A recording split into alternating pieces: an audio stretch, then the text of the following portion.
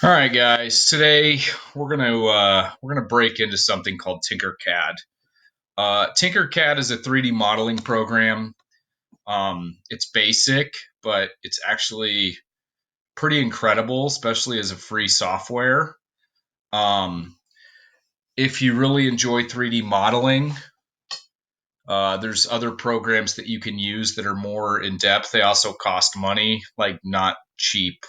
They're fairly pricey. So like 40, $50 a month to use. So, but they're used by, professional modelers and designers. So this is a free intro to 3D modeling. And some of you have probably used it. I'm going to go over as much as I can and try to just kind of give you a very general idea. If I forget something and you're confused, please reach out. First thing you're going to do is you're going to go to sign in. Okay, I'm going to sign in with Google. So you guys need to do the same thing. So sign in with Google. It'll be my email. Um, yeah, so here we go. And I've been working on a few things, but we're going to create a new design. Okay. And I'm just going to go over the tools with you. Oh, what the heck? How do I move this? Let's move this over here. All right. So this is the work plane. Okay. The work plane, and this is easier with a mouse. You can use your touchpad too, but I'm going to explain it with a mouse just because that's what I'm familiar with. If you don't have a mouse and you can find one or order one, I would definitely do so. Anyway, if we look down here, guys, we have a couple things. Okay, we have edit grid, and this is important. I use these all the time. Okay, and we have snap grid. Snap grid is like, it's kind of hard to explain. Let's just pull in shape on here. Snap grid basically snaps the object as you move it. So um, let's see, the higher it would snap, like it's kind of hard to explain. You need to play around with it just to understand. Let's go back here though first. So edit grid. Uh, right now we're working in millimeters. So all of your measurements are going to be in millimeters. And I go back and forth between millimeters, centimeters, and inches. We're going to use inches just because it gives you a better idea. I think when it comes to measurements, because we're not really used to measuring with like millimeters, so we're going to update the grid. So now each of these little squares is an inch. Okay. Notice when I'm moving this, it's pretty fluid. If I change this to snap grid at 1/2 inch, watch what happens. See how it is less fluid in movement? So it snaps every 1/2 inch. Okay, it snaps into place every 1/2 inch. Now, if we go to 1/64 an inch, watch how fluid this is going to be when I move it. It's not going to snap. So that's really like personal. I try to get it somewhere in the middle when I'm working with snapping the grid. I don't want 1/2. That's too large. Too large of a placement. So I'm gonna go to like maybe like 1/16. And also my arrow keys when I'm moving, it's moving essentially 1/16 of an inch every time. Whereas if I go down here and do 1/2 inch, watch what happens with my arrow keys when now it's snapping every 1/2 inch. Okay.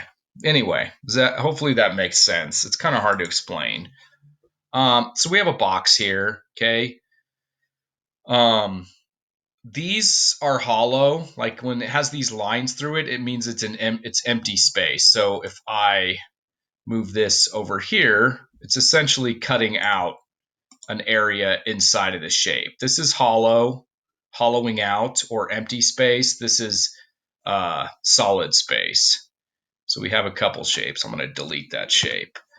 Guys, down here, there's a bunch of different shapes. You can go to other stuff too. I wouldn't worry about any of this right now. I would just focus on the shapes that are here um, to build with.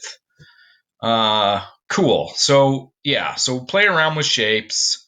Um, Working with shapes too, guys. When I'm working, so remember we're at inches. So when I click on this base, if I click here, it's 0.7 of an inch. Okay, I'm going to change that to 1 and 1. Now I don't have a cube anymore because the height is not a square. We can also change the height right here. So we're going to go to 1. So now I have a 1-inch cube. Okay, know these. So if you click on these, you can see, you can type it in right here, and then up. Also, with this shape, okay, if I click on it, I can lift it and then put it back in place. Okay, so if you need to lift the shape up, this little arrow, we can also use this cursor to rotate. If you hold down shift when you're doing it, it'll snap into place.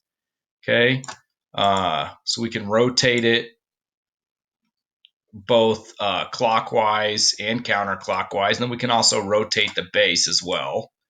Okay. Um, yeah, so that's basically rotation. Okay. And then sizing your shapes. Like I said, a lot of this and a lot of the way that I've gotten familiar with Tinkercad is just playing around with it. It's not really, I mean, it's super user friendly. So you just play around, kind of see what happens. Also, a couple other things before we move on. Up here, we have duplicate. So if I click that, I've just duplicated my shape.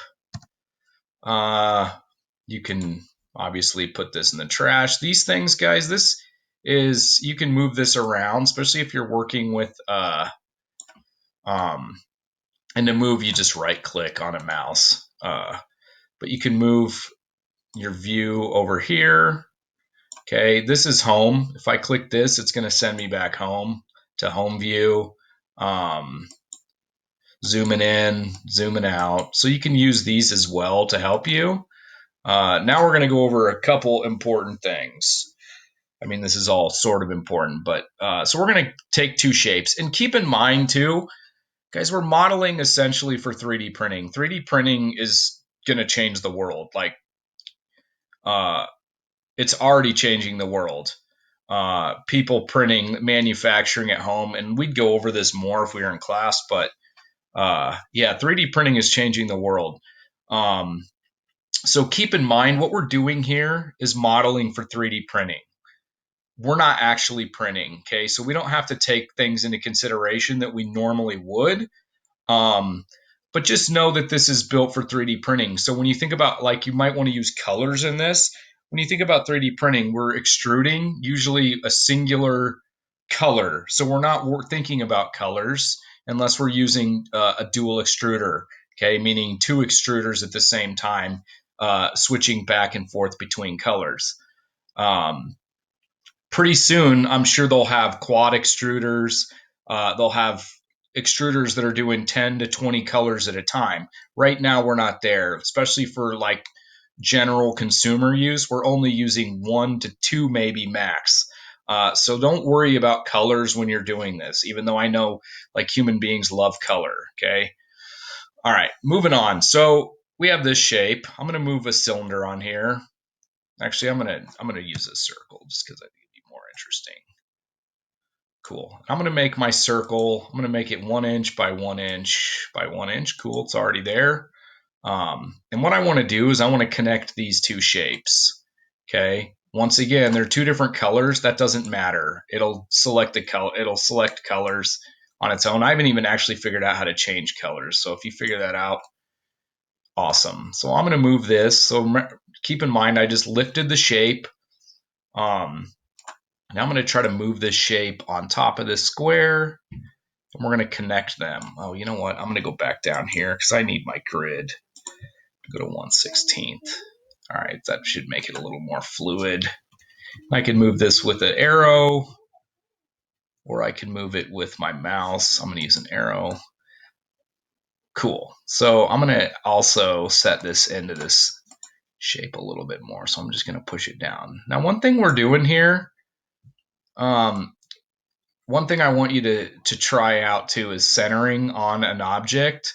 Okay, so this, if we look above, that's not center on this square at all. I want that right in the center. So what I'm going to do is I'm going to select these two shapes with my mouse. And you can also, if you want to select, you can hold down Shift, click on that, and then Shift, click on that. Now both of them are selected. Up here, we have this Align tool. So if you go to Align, okay, we have all these dots. This is going to align vertically, and this is going to align horizontally. So I'm going to click in the middle one here, and we can align it right, left, but I want it in the middle, okay? And then I also want it in the middle over here, okay? Now it's in the middle in the front. Notice it's centered here, but if we go to this side, it's not centered here. So we're going to click here. It's going to center it, okay? Now we have a perfectly central circle in the middle of our shape. Okay, play around with the alignment tools. It's a little confusing at first, but once you kind of play around, you'll get the gist. Also, let's see. So we're going to actually connect these two shapes. This is important because what we're doing is essentially grouping these shapes together. So I'm going to select both of them. Okay, I'm going to come up here, and I'm going to group and watch what happens. So now that's a singular shape. One shape. Okay, now I can actually print. If I wanted to, I could actually print that. So we have two shapes that have been connected. We're going to actually Command Z. We're going to do something else. We're going to select this. Watch what happens. I'm going to come up here, and I'm going to make this empty space. So now I'm going to select these two. I'm going to group. And we just cut a little divot out of the top of this shape. So this is empty space. This is solid space. Okay, we're going to Command Z. Command Z. There we go. We're going to select them, and then we're going to group them together. Pretty simple. One other thing that's important to know, this is pretty fun. So we have this thing, it's called the Workplane. This changes the surface that you're working on, okay? So this, like if I wanted to build on top of that, see how it changed the surface? So now I'm working on the side of that.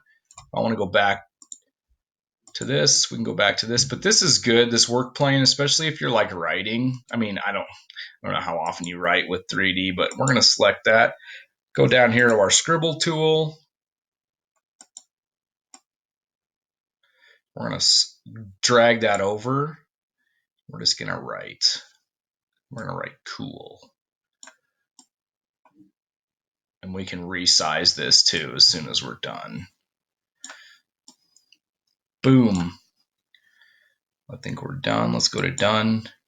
Oh my gosh, that's giant. So we're going to select. We'll go to 0.2. Oh, that's way too small. Sorry, we'll go to 1. 1. This is confusing, I'm sure, for some of you guys. Actually, we're going to go to 0.5. That's still too big. And we have cool. Now we can put that on the front of our thing. And now if we go back, I'm going to move around here. We're going to reselect the work plane. We just wrote cool. The problem with this is kind of extending out way too far. So I'm going to actually just kind of select it in just a little bit, and I'll see what happens. There we go. Cool. We wrote cool on the front. So the work plane just changes the surface you're working on. Like if I wanted to, let's see, let's select that. Notice how now, let's go like 0.25. It's one of those things you don't understand how it works until you actually start using the software. So that's again why we're playing around. So see, I didn't have to worry about like moving that that brick right to the side of there. When I changed the work plane, it did it for me. So let's go back to the work plane. Let's do it right where we normally do. See how that worked? We just attached that to the side without having to like kind of guide it into place. So a few different tools, guys. Like I said, a lot of this is just playing with the software and getting to know it. Okay. So what I want you to do today is I want you to create an abstract shape. Why don't we say connect 5 things? Okay. 5 different things, connect them together in an interesting way to create an abstract shape. I'm going to select all these and group them together. Boom. Look at this sculptural masterpiece. Oh, wait a minute. Oh, yep. I think the cool did group in there. The color didn't change. That's weird. Oh, yeah. There we go. There we go. Look at that. Perfect. See our 3D shape. So I want you to create a 3-dimensional abstract form. I'll show you the one that I made yesterday. Let's see. Let's go back.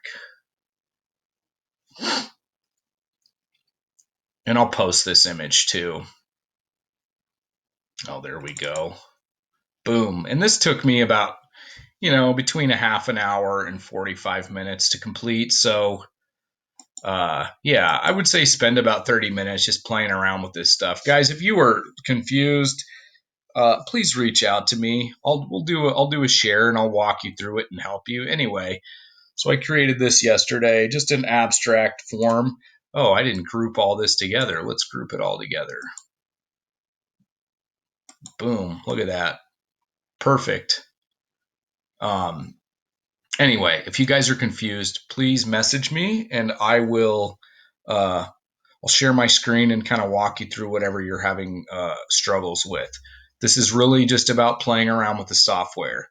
Okay. Create an abstract form using 5 shapes. Okay. That will be due, let's see, Thursday. Is that right?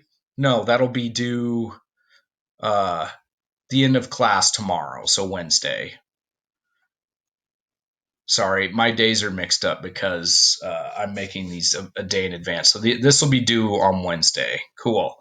You guys have a great day. Like I said, if you need anything or need any help, just let me know. Peace out.